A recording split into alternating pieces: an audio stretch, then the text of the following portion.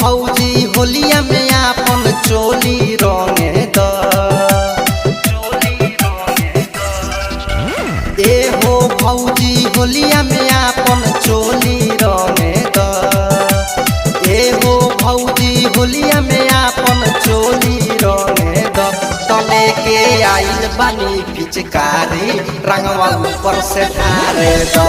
तले के आइल बानी पिचकारी रंगवा ऊपर से ढारे द।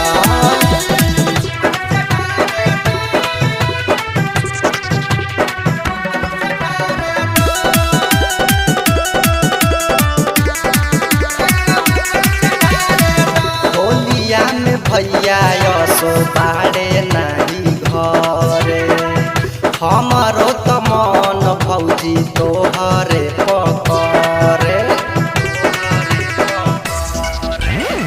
होलिया में भैया यसो बाड़े नहीं घरे हमारो त मन भौजी तोहरे पकड़े। बारू जवन बनवले पुआ हाथे से धरे द। बारू जवन बनवले पुआ हाथे से धरे द। तले के आइल बानी पिचकारी रंगवा ऊपर से ढारे द। तले के आइल बानी पिचकारी रंगवा ऊपर से ढारे द।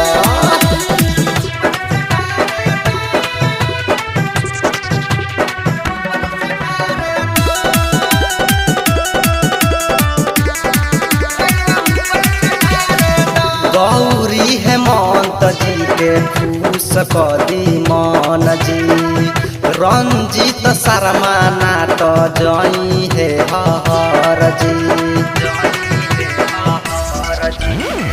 गौरी हेमंत जी के खुश कदी मन जी रंजीत शर्मा नाट जई हे हर जी।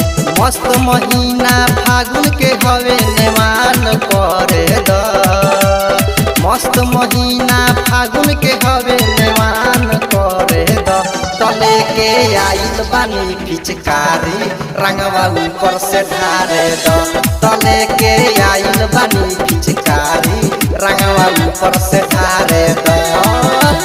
Recording by RRT Digital Recording Studio, Chhadadanu।